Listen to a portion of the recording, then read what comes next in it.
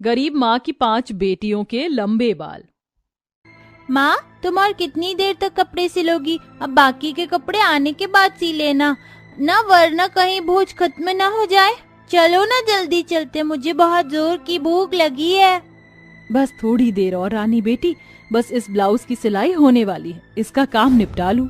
ऐसा कहते हुए गरीब सरिता जल्दी जल्दी से अपने हाथ सिलाई मशीन पर घुमाती है, उस ब्लाउज को सिलने लगती है। तभी उसकी आंखों से कम दिखाई देने के चलते आंसू आने लगते हैं और सिलाई मशीन की सुई उस बेचारी के हाथों में चुभ जाती है। आह! माँ, तुम्हें क्या हो गया? तुम ठीक तो हो? कुछ भी नहीं रानी, मैं ठीक हूँ। अगर मेरी बच्चियों ने मेरे हाथों में से खून बहता हुआ देख लिया तो ये बेचारी परेशान हो जाएंगी। अपनी 5 बेटियों से अपना दर्द छुपाकर वह अपनी साड़ी से अपना खून साफ कर लेती है। बबीता, चंदा, गीता, रानी, आशा, चलो बेटी चलते हैं। माँ, क्या हम दावत का भोज खाने इन्हीं कपड़ों में जाएंगे? ये तो कितने फटे हुए हैं। कोई बात नहीं आशा, उतनी भीड़ में हमारे कपड़े कौन देखेगा? और वैसे भी माँ के पास इतने पैसे नहीं हैं कि वो हमें नए कपड़े दिला सके। 11 साल की बेटी गीता और 8 साल की बेटी आशा की बातें सुनकर सरिता की आंखों में आंसू भर आते हैं। तभी वह अपने आप को संभालती हुई आंसू पोंछ कर कहती है, अरे अभी देखो माँ, तुम 5 की सुंदर सी चोटी बना देगी। ये कहानी है गरीब सरिता की, जो कि एक दर्जी थी। सरिता अपनी 5 बेटियों को अच्छी जिंदगी देना चाहती थी, जिसके लिए वह दिन रात मेहनत से कपड़े सिलती है। मगर उसके गरीब होने के चलते लोग इस बात का फायदा उठाकर बड़े ही थोड़े पैसे देकर जाते। उसकी 5 बेटियों के बाल कम उम्र में ही बहुत ही लंबे और काले और घने थे। फिर थोड़ी देर में सरिता अपनी 5 बेटियों की अलग अलग डिजाइन की बढ़िया बढ़िया चोटी बना देती है। जरा देखो तो, अब लग रही है ना मेरी 5 बेटियां एकदम परियों की शहजादी, जैसे इस पूरे गांव में मेरी 5 बेटी के जितने लंबे बाल और किसी के नहीं। फिर वह उन्हें लेकर दावत में आती है, जो कि गांव के अमीर अमरनाथ के घर चल रही थी। दावत में तरह तरह का स्वादिष्ट खाना और मिठाइयां देखकर सरिता की बिटियां खुश हो जाती हैं। देखो चंदा दीदी, यहाँ पर कितना सारा स्वादिष्ट खाना है, पूरी सब्जी, कचौड़ी और मिठाई भी। मैं तो मटर पनीर खाऊंगी और पेट भरकर पुलाव भी। मैं तो बहुत सारी मिठाइयाँ खाऊंगी। 5 पत्तल उठा लेती हैं। तभी अमरनाथ चंदा को थप्पड़ मारकर उससे पत्तल छीन लेता है। आह! माँ! साली मनहूस, 2 कौड़ी की गरीब दर्जी की बेटी, किससे पूछकर तुम 5 मेरे घर की दावत में घुसी चली आई? छोड़ो मेरी चंदा दीदी को, माँ! अमरनाथ चंदा की लंबी चोटी से उसे घसीटने लगता है। उसकी 4 बहन भी उसके पीछे चलती हुई रोती हैं। अरे ये क्या कर रहे हैं आप? मेरी बच्ची के बाल छोड़िए। अच्छा, तो बेटियों के साथ साथ माँ भी आई है। तभी तो मैं सोचूं इन 5 मनहूस में हिम्मत कहाँ से आई। बस कीजिए, मेरी बेटियां मनहूस नहीं है, भगवान के लिए इन्हें मनहूस मत कहिए। अरे माँ को तो अपनी औलाद राक्षस भी हो तो भी नहीं लगता। अब इतनी सी उम्र में इनके इतने लंबे बाल, इतने लंबे काले बाल, या तो किसी डायन के होते हैं या चुड़ैल के। और हम भी किससे बात कर रहे हैं जो खुद ही अपना पति खा कर बैठी है। ऐसे ताने सुनकर सरिता के आंसू संभाले नहीं संभलते और उसकी आंखों से झरझर आंसू गिरने लगते हैं। मगर दुनिया का तो काम ही यही है। वह 5 को लेकर घर आने लगती है।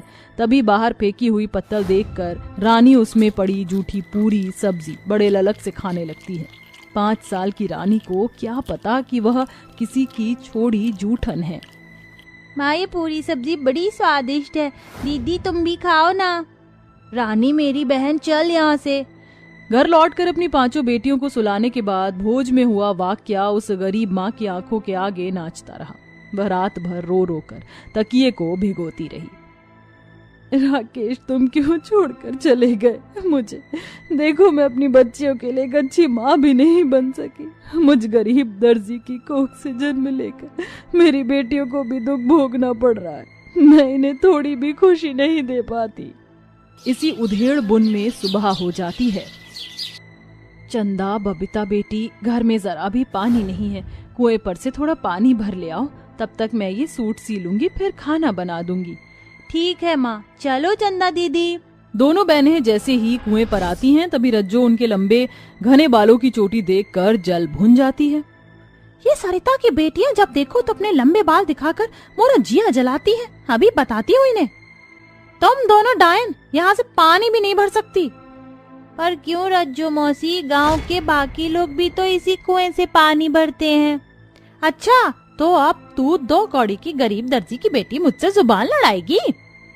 चिढ़कर रज्जो उसकी चोटी खींचने लगती है। तभी रज्जो का पांव फिसल जाता है और फिर वह कुएं में जो गिरती है। अरे दैया, रे दैया, कोई मुझको बचाओ, मैं डूब रही हूँ। अच्छा हुआ, इनके साथ यही होना चाहिए। बबीता, ऐसे नहीं कहते, चलो इन्हें बचाते हैं। दोनों अपने लंबे बाल कुएं में गिराती हैं। रज्जू मौसी, डरो मत, हमारे बाल पकड़कर ऊपर आ जाओ। दोनों के लंबे बालों से रज्जो की जान बच जाती है। सरिता की बेटियों को जब भी मौका मिलता वह अपने लंबे बालों से कभी गड्ढे में फंसे बच्चिया को बचाती तो कभी इंसान को। फिर भी लोगों के लिए वह मनहूस थी। फिर एक दिन जब सरिता कपड़े सी रही थी तभी, हे भगवान, ये सिलाई मशीन चलते चलते रुक क्यों गई? लगता है ये खराब हो गई है। इस सिलाई मशीन के सहारे ही तो मैं गरीब दर्जी 2 पैसे कमाती थी। अब क्या करूं? सिलाई मशीन खराब होने के बाद सरिता के घर में दाने दाने पर आफत छा जाती है। माँ, बहुत भूख लगी है। मुझे भी भूख लगी है माँ। हे भगवान, ये तू मुझ गरीब दर्जी माँ को कैसे दिन दिखा रहा है? मेरी फूल सी बच्चियां भूखी हैं मगर घर में अन्न का एक दाना भी नहीं। गरीबी के चलते वह कई दिनों तक उन्हें नमक पानी पिलाती है मगर कोई उस पर जरा भी दया नहीं दिखाता। फिर एक दिन, बस ऊपर वाले, अब मुझसे अपनी बच्चियों का ये दुख नहीं झेला जाता। पूरे गांव को इनके लंबे बालों से दिक्कत है ना, तो मैं गरीब अपने हाथों से इन्हें गंजा करके इनकी खूबसूरती छीन लूंगी। कम से कम इनका पेट तो भरेगा। तभी एक अनाउंसमेंट होती है। सुनिए सुनिए सुनिए, जबलपुर गांव में कल होने जा रही है एक बहुत भारी प्रतियोगिता, जिसमें जिसके भी बाल जितने लंबे होंगे वो ले जाएगा लाखों का इनाम। ये सुनकर सरिता की बेटियां कहती हैं, माँ, तुमने सुना? इसका मतलब हम भी इस प्रतियोगिता में भाग ले सकते हैं और हम जीत सकते हैं। उसके बाद हम उन पैसों से तुम्हारे लिए एक अच्छी सी सिलाई मशीन खरीदेंगे और हमारे भी दुख दूर हो जाएंगे। चंदा दीदी, सिर्फ बाल से बात नहीं बनेगी, हमें इस प्रतियोगिता के लिए अच्छे कपड़े भी चाहिए होंगे। मैं बनाऊंगी तुम सभी के लिए प्रतियोगिता के कपड़े। सरिता उस सिलाई मशीन को चालू करने की कोशिश करती है जिससे वह थोड़ी बहुत चालू हो जाती है। फिर वह अपनी बेटियों के लिए सिलाई के बचे हुए कपड़ों के कतरन जोड़ जोड़ कर अलग अलग डिजाइन के रेनबो कपड़े बनाती है। किसी का गाउन, किसी का फ्रॉक, किसी का लहंगा, जिसे पहनकर वह प्रतियोगिता में पहुंचती हैं और अपनी लंबे बालों को लहराते हुए वह सभी का दिल जीत लेती हैं। और फिर तो दोस्तों, दिल थाम कर रखिए, क्योंकि हमारे आज की प्रतियोगिता में जिसने अपने लंबे बालों से बवाल मचाया है वो है सरिता जी की 5 बेटियां। एक जोरदार तालियां हो जाए, ये 5 लाख का इनाम इन प्यारी शहजादियों का हुआ। पहली बार किसी के मुंह से मनहूस ना सुनकर उन 5 का मन भर आता है। वहीं प्रतियोगिता में आए गांव के सभी लोग बहुत शर्मिंदा होते हैं। आप कुछ कहना चाहेंगी?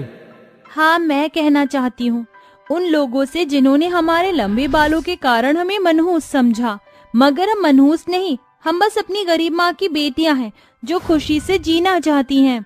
ये सुनकर सरिता अपनी 5 बेटियों को गले लगा लेती है, जिसके बाद गांव वालों की भी सोच बदलने लगती है। वहीं मिले पैसों से वह 5 अपनी माँ का बुटीक खुलवाती हैं। साथियों, कोई नहीं जानता किसकी किस्मत से किसकी जिंदगी चल रही है। इस दुनिया में सब अपने भाग्य का लेकर आते हैं। अरे गुंजन, तूने आने में बहुत देर कर दी। तुझे कितनी बार कहा है समय पर आ जाया कर। ओहो सुप्रिया, तुम्हें पता है ना आज भाई दूज है, इसलिए बस थोड़ी सी देर हो गई सुधीर भैया का भैया दूज करने में। भैया दूज तो मैं भी करके आई हूँ अपने भाई विनीत का। चलो अब शॉपिंग के लिए चलते हैं। मेरे भाई ने मुझे आज बहुत सारे पैसे दिए हैं भैया दूज करने के लिए। सुप्रिया गुंजन को अपने साथ शॉपिंग पर ले जाती है। दोनों सहेलियों में बहुत प्यार था। इसी के चलते सुप्रिया को एक वीरेन नाम के लड़के से प्यार हो जाता है, जिसके बारे में वह अपनी सहेली गुंजन को बताती है। अरे गुंजन, तुझे क्या बताऊं, वीरेन बहुत अमीर है। उसका भाई भी खुद का बिजनेस करता है और वीरेन की खुद की कई सारी कंपनियां हैं, बिल्कुल मेरे डैडी की तरह। ये तो बहुत अच्छी बात है, तुम उस घर में खुश रहोगी। दुख इस बात का है कि अब हम अलग हो जाएंगे। तेरी दोस्त तेरा साथ कभी नहीं छोड़ेगी। सुप्रिया, तो चिंता मत कर। ये सुनकर सुप्रिया बहुत खुश होती है और वह वीरेन से शादी कर लेती है। शादी के बाद सुप्रिया के देवर को गुंजन से प्यार हो जाता है। जहां सुप्रिया अपने बचपन की सहेली को अपने साथ ही रखने के लिए अपने देवर से उसकी शादी करवा देती है। आओ आओ मेरी प्यारी सखी, आओ, तुम दोनों का इस घर में स्वागत है। ये तो ठीक है भाभी जी, पर अब देखते हैं ये बेस्ट फ्रेंड अच्छी देवरानी जिठानी बनेंगी या नहीं। हाँ? विवेक के मजाक पर सभी हंसते हैं। तभी शकुंतला गुंजन से कहती है, सुनो छोटी बहू, ये हंसी मजाक तो चलता रहेगा। जाओ पहले तुम रसोई में जाकर सभी के लिए मीठे में कुछ बनाओ, आज तुम्हारी पहली रसोई है। इतना कहकर शकुंतला वहां से चली जाती है, जिसके बाद गुंजन रसोई में जाती है और सभी के लिए गाजर का हलवा बनाकर लाती है। गाजर का हलवा खाते ही सभी लोग गुंजन की बहुत तारीफ करते हैं। अरे वाह गुंजन, तुमने तो सच में बहुत ही स्वादिष्ट गाजर का हलवा बनाया है। तुम खाने में इतनी एक्सपर्ट हो, इसके बारे में तो मुझे पता ही नहीं था। सही कहा, हलवा सच में बहुत स्वादिष्ट है। ये लो, मैं तुम्हारे लिए कुछ लेकर तो नहीं आया हूं, लेकिन जेठ होने के नाते मैं तुम्हें नेग में ये पैसे देता हूं। वीरेन के दिए हुए पैसे शगुन समझकर गुंजन रख लेती है, जिसके बाद शकुंतला अपने गले से एक डायमंड नेकलेस निकाल के गुंजन को पहनाते हुए कहती है, जानती हूँ तुमने इतनी महंगी चीज कभी जिंदगी में नहीं देखी होगी, लेकिन इसका मतलब ये नहीं कि आगे कभी तुम्हें ये सब नसीब नहीं होगा। इसे हिफाजत से रखना। ये डायमंड का नेकलेस है और हमारा पुश्तैनी हार। तुमने तो मेरा दिल जीत लिया। इतना अच्छा तो तुम्हारी सहेली सुप्रिया भी कभी नहीं बना पाई। इतने महंगे हार को देने की क्या जरूरत थी माँ जी? मेरा आशीर्वाद समझकर अपने पास रख लो। फिर क्या था, जहां दो दोस्त में से केवल एक की तारीफ हो तो वहां एक दोस्त को बुरा लगता ही है। इसी के चलते सुप्रिया को मन ही मन बहुत ज्यादा गुस्सा और जलन होने लगती है। आज तक मुझे तो ये पुश्तैनी हार कभी नहीं दिया, और देखो तो सही, इसे आए हुए भी एक दिन नहीं हुआ और माँ जी ने इसे अपना डायमंड का नेकलेस उतार कर दे दिया। इतना भी खास गाजर का हलवा नहीं बनाया जो ये सब इतनी तारीफ कर रहे हैं। सुप्रिया उस दिन के बाद से गुंजन से उखड़ी उखड़ी रहने लगती है। वह उससे सीधे मुंह बात तक नहीं करती, ऊपर से जेठानी होने के चलते वह उसके ऊपर काम का प्रेशर डालने लगती है और घर के सारे काम भी बेचारी गुंजन से ही करवाती है। मैं बाजार जा रही हूँ, जरूरत की कुछ चीज ले आऊंगी और उसके बाद मुझे अपनी सहेली के घर भी जाना है। मुझे रात को घर पर आने में देरी हो जाएगी, इसलिए तुम सभी के लिए खाना बना लेना। सुप्रिया की बात सुनकर उसकी सहेली गुंजन उससे कहती है, सुप्रिया तुम जो कहोगी मैं मान लूंगी, मैं वही करूंगी जैसा तुम चाहती हो, लेकिन मुझे इतना तो बताओ, जब से मैं इस घर में आई हूँ तुम्हारा बर्ताव इतना बदल कैसे गया? और फिर देवरानी जेठानी होने से पहले हम एक बहुत अच्छे दोस्त भी हैं। अपनी हैसियत मत भूलो, समझी? मैं बहुत अमीर घराने से इस घर में आई हूँ और तुम एक अमीर बेटा फंसाकर यहाँ आई हो।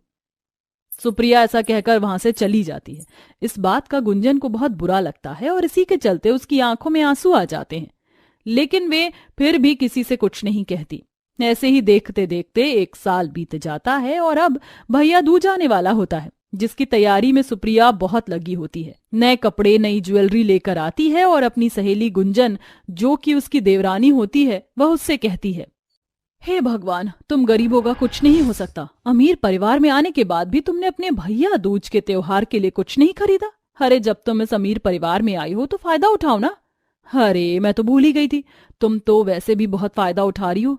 पर क्या फायदा, तुम्हारा भाई है ही इतना गरीब। तुम्हारे लिए एक ढंग का सूट लाना भी बहुत बड़ी बात होगी उसके लिए। मेरे लिए ये मायने नहीं रखता कि मेरा भाई मेरे लिए क्या लेकर आएगा। मेरे लिए ये मायने रखता है कि मेरा भाई कामयाब हो जाए और जब भी मेरे सामने खड़ा हो वो अपने पैरों पर खड़ा हो। इसलिए मैं भैया दूज बनाती हूँ, अपने भाई की तरक्की की दुआओं के लिए। अरे जाओ, रहने दो। मेरा भाई देखना मेरे लिए क्या, बल्कि पूरे परिवार के लिए तोहफे लेकर आएगा।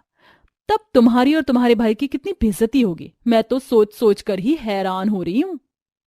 सुप्रिया ऐसा कहकर वहां से चली जाती है। 2 दिन बाद जब भैया दूज का त्योहार आता है, सुप्रिया और गुंजन दोनों ही तैयार होकर अपने भाइयों का इंतजार करती हैं। घर में सबसे पहले गुंजन का भाई आता है, जो उसके लिए बहुत सारे तोहफे, गहने और नए नए डिजाइन वाले सूट लेकर आता है। ये सब देखकर उसकी बहन उससे कहती है, ये सब क्या है भैया, आपकी कोई लॉटरी खुल गई है क्या? बहन, समझ ले जैसे लॉटरी ही खुली हो।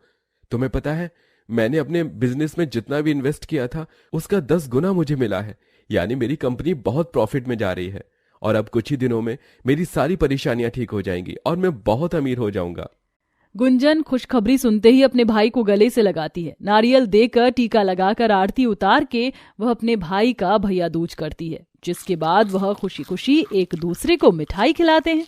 तभी वहां पर सुप्रिया का भाई विनीत आता है, जो कि बहुत अमीर होता है, लेकिन अपनी बहन के लिए कुछ नहीं ला पाता। दिखाओ भैया, दिखाओ मेरे लिए आप क्या लेकर आए हो। क्या तुम्हें नहीं पता? तुम्हारा भाई बहुत पहले ही डूब गया था। मेरे पास एक फूटी कौड़ी नहीं थी। मैं किराए के मकान में रह रहा हूँ। मेरा सब कुछ जा चुका है। मैं यहाँ आ गया हूँ भैया दूज के लिए। यह भी बहुत बड़ी बात है। अपने भाई के बारे में सुनकर सुप्रिया को बहुत बुरा लगता है। जितनी भी उसकी इच्छाएं थी वह सब उसी समय मर जाती हैं। वहीं ये सब सुनने के बाद सुधीर सुप्रिया के पास आता है और उसे कुछ तोहफे देते हुए कहता है, तुम भी तो मेरी बहन हो, चाहे वो तुम्हें तोहफे दे या फिर मैं तुम्हें दूं, बात तो एक ही है।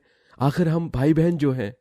ये सुनते ही सुप्रिया की आंखों में आंसू आ जाते हैं और उसके अंदर की नफरत हमेशा हमेशा के लिए खत्म हो जाती है। वे उसी क्षण सुधीर को गले लगाती है और अपनी सहेली गुंजन से माफी मांगती है। मैंने जो तुम्हारे साथ किया वह बहुत बुरा था। मुझे तुम्हारे साथ ऐसा नहीं करना चाहिए था। आज से तुम मेरी देवरानी नहीं बल्कि वही मेरी पुरानी सहेली हो। आओ मेरे गले लगो और प्लीज मुझे मेरी गलतियों के लिए माफ कर दो। तुम्हें माफी मांगने की जरूरत नहीं है सुप्रिया, तुम मेरी बहुत अच्छी सहेली और जेठानी भी हो।